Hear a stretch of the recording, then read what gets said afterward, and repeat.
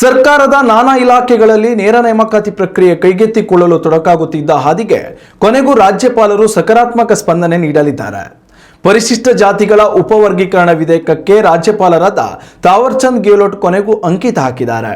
ಇದರಿಂದ ರಾಜ್ಯ ಸರ್ಕಾರಕ್ಕೆ ಉದ್ಯೋಗ ನೇಮಕಾತಿ ಹಾದಿ ಮತ್ತಷ್ಟು ಸುಗಮಗೊಂಡಂತಾಗಿದೆ.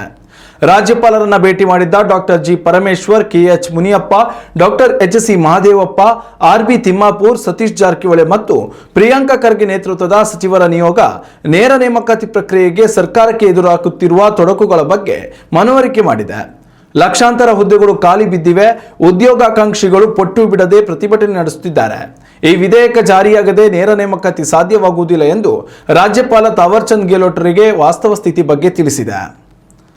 ಸಚಿವರ ನಿಯೋಗದ ಮನವಿಗೆ ಸಕಾರಾತ್ಮಕ ಸ್ಪಂದನೆ ನೀಡಿದ ರಾಜ್ಯಪಾಲರಾದ ಗೆಹ್ಲೋಟ್, ನ್ಯಾಯಮೂರ್ತಿ ನಾಗಮೋಹನ್ ದಾಸ್ ವರದಿ ಆಧರಿಸಿ ಪರಿಶಿಷ್ಟ 101 ಜಾತಿಗಳಿಗೆ ನಿಗದಿಪಡಿಸಿರುವ ಉಪವರ್ಗೀಕರಣ ಮತ್ತು ಮೀಸಲು ವಿಧೇಯಕವನ್ನು ಅನುಮೋದಿಸಿದ್ದಾರೆ.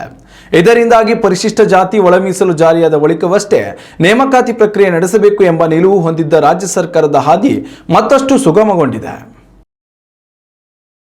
ಉತ್ತಮ ಸಂಸ್ಕಾರಯುತ ಶಿಕ್ಷಣದೊಂದಿಗೆ VSS English medium CBSE school Udupi Muddur.